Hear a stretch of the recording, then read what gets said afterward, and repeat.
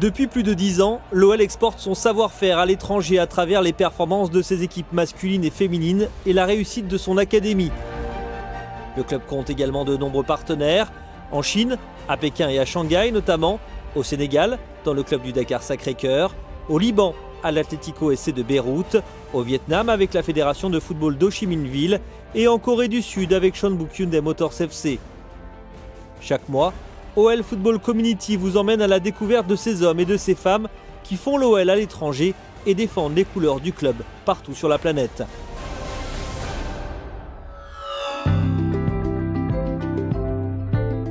On débute 2019 dans les bureaux du Groupama Stadium de Dessine avec la prolongation de contrat d'Ousseynou Ndiaye jusqu'en 2023. Le milieu de terrain sénégalais de 20 ans s'est engagé pour 3 années supplémentaires avec l'Olympique Lyonnais.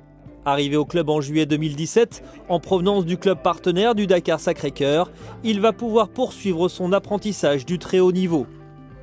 Je suis très content et je pense que c'est le premier pas. Je vais essayer de faire mon mieux pour commencer à jouer titulaire ou faire des autres choses. Ça, c'est le premier pas, j'espère. En moins de 2 ans passés au club, Ousseynou Ndiaye a séduit ses différents entraîneurs par ses qualités techniques et son professionnalisme. Cette saison, il a d'ailleurs déjà été convoqué à plusieurs reprises dans le groupe de Bruno Genesio.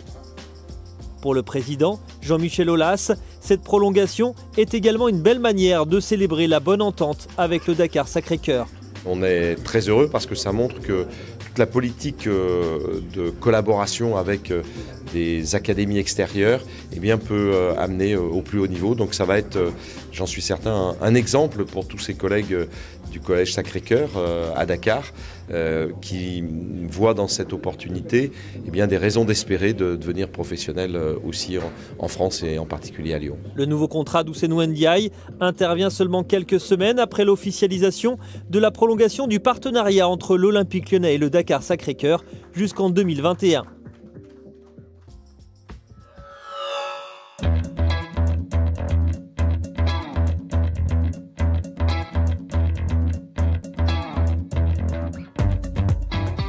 Direction justement le Sénégal pour prendre des nouvelles de l'équipe fanion du Dakar Sacré-Cœur. Pour sa 3e saison depuis son retour parmi l'élite, l'équipe entraînée par Bruno Roar réalise un magnifique début de saison. Le DSC occupe la 3e place du championnat de Ligue 1 sénégalaise après notamment de précieuses victoires sur le stade de Mbour et le club de Niary Tally. Bravo Sonko, la frappe de Sonko!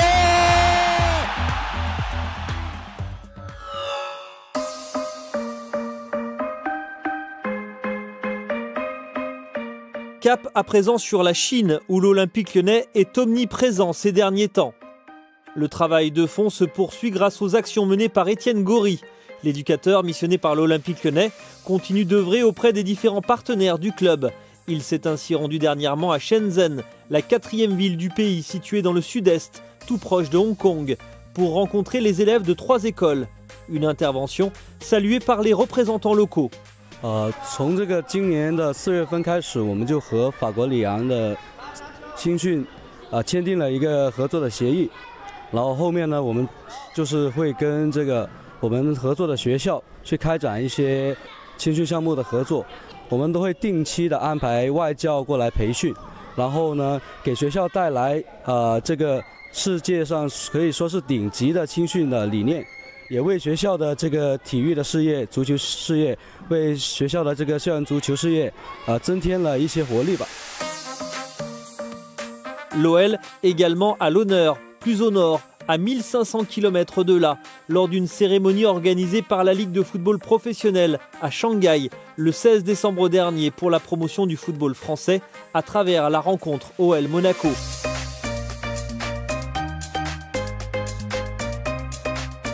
Une soirée de gala devant un parterre de journalistes et d'invités où 2 des joueurs e-sport de la team chinoise de l'Olympique Lyonnais ont pu se produire. Zirang et Chaodi, c'est leur nom, ont pu ainsi affronter des fans sélectionnés sur les réseaux sociaux pour un match virtuel entre l'OL et l'AS Monaco. Et comme sur le terrain du Groupama Stadium, c'est encore l'OL qui est sorti vainqueur à l'arrivée.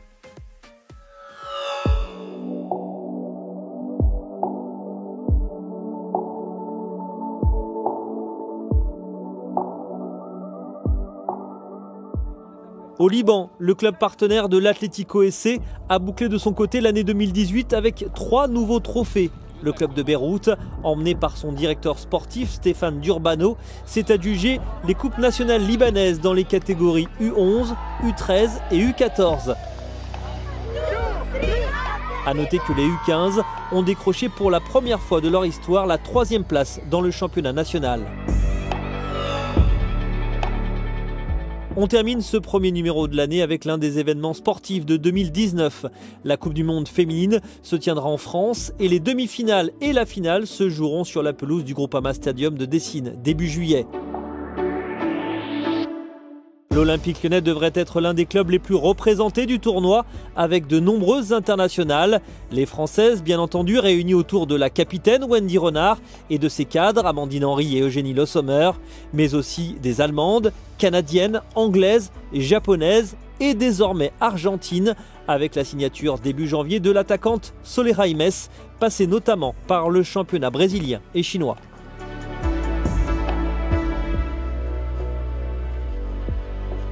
OL Football Community revient dans un mois avec des nouvelles de la planète OL.